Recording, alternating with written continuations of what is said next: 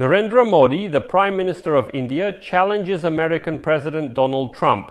India has finally responded publicly to Trump's demands to stop buying Russian oil. India has started accusing Europe and the United States of trading with Russia after United States President Trump threatened it with harsh tariffs. In addition, New Delhi stated that it is not their fault that they had to buy Russian oil. Allegedly, in 2022, all other suppliers abandoned them and redirected their oil to Europe.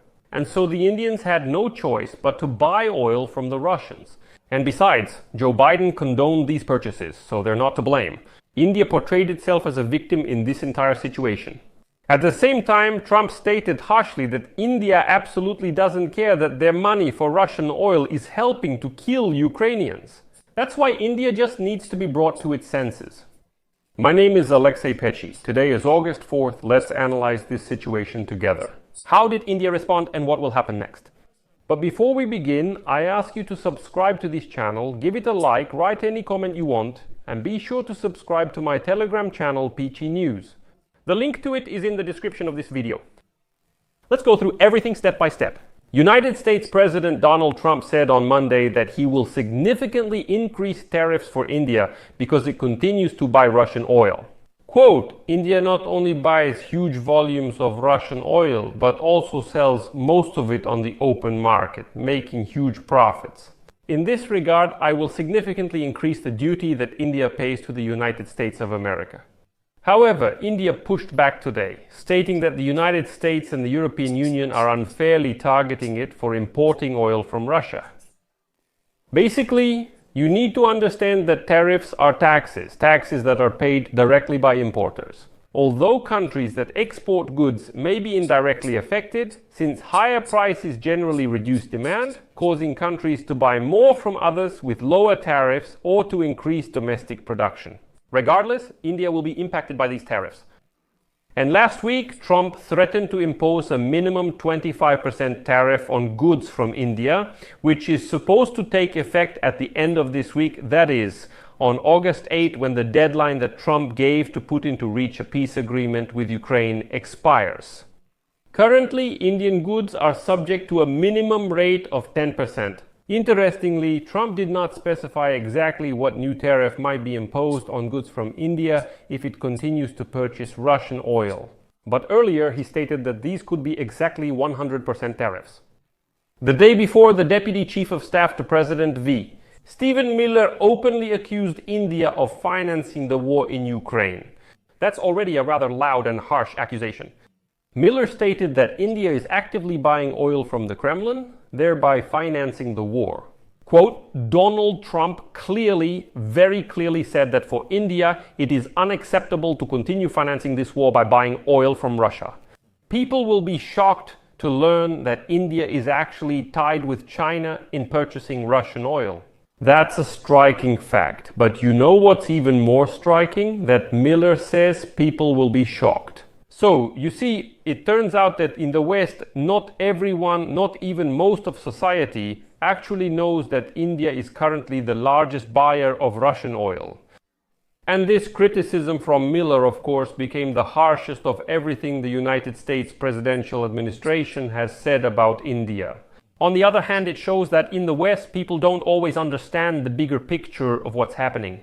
At the same time, Miller himself is not just one of Donald Trump's most influential aides. He is also the Deputy Chief of Staff of the White House. That's why his words carry much more weight than criticism from other officials. In other words, this is essentially the White House's position. But later, Donald Trump himself made some rather harsh criticism toward India. Quote, they don't care. How many people in Ukraine are dying because of the Russian war machine? In this regard, I am significantly raising the tariff that India pays to the United States. In India, they remain silent for an extended period before finally responding publicly. The Ministry of Foreign Affairs of India stated that they are not at all to blame for becoming the largest buyer of Russian oil. And Europe is to blame for this. They say, we wouldn't have bought it, but Europe set us up like this, so we were forced to buy. Supposedly, India didn't want to buy oil from Putin, but they were simply forced to do it. And now the spokesperson for the Ministry of Foreign Affairs of India, Arandhir Jaiswal, made the following statement, quote, In reality, India started importing oil from Russia because traditional supplies were redirected to Europe after the conflict in Ukraine began. At that time, the United States actively encouraged such imports by India.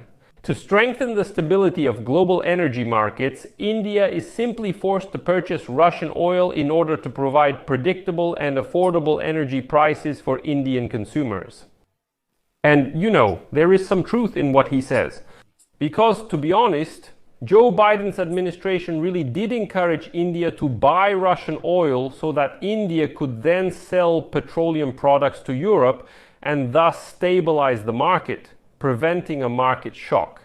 Biden was so afraid of a spike in gasoline prices that they simply gave India the green light to buy oil from the Russians. That's the truth. That needs to be acknowledged.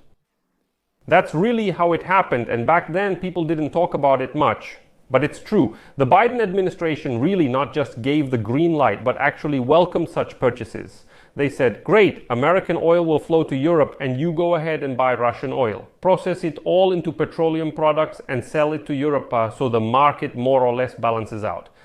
The spokesperson for the Indian Ministry of Foreign Affairs also accused Western countries of continuing to trade with Russia despite the sanctions.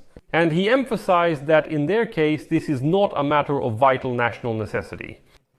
Therefore, they could have refused this trade. But in the case of India, according to him, it's different. According to Jaiswal, in 2024, the bilateral trade turnover between the European Union and Russia amounted to 67.5 billion euros. And the volume of trade in services in 2023 amounted to just over 17 billion euros. This, according to Jaiswal, is more than India's total trade volume with Russia. He also stated that imports of liquefied natural gas from Russia to Europe in 2024 reached a record level of 16.5 million tons, surpassing the previous record of 15.2 million tons in 2022. The spokesperson for the Ministry of Foreign Affairs of India did not pass by the United States of America either. Jaiswal accused the Americans of importing hexafluoride, uranium for the nuclear industry, palladium for electric vehicle production, as well as fertilizers and chemicals from Russia. Quote, against this background, targeting India is unjustified and unreasonable.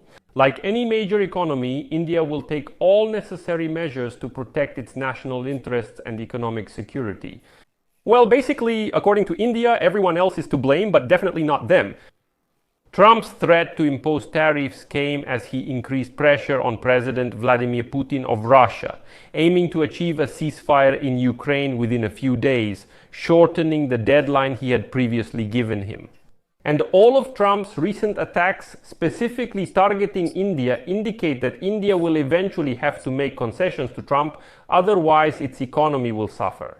And as proof that India is already starting to make concessions, here's the next piece of news. The largest oil refinery in India, Indian Oil Corporation, has purchased 7 million barrels of oil for delivery in September.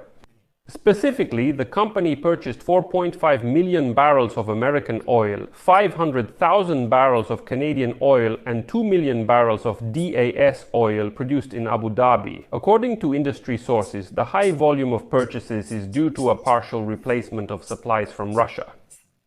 So I'll leave it at that for now. Share your opinions and conclusions in the comments below this episode, subscribe to the channel, hit the bell, and don't forget to like. That's all for now. Take care. Goodbye, everyone.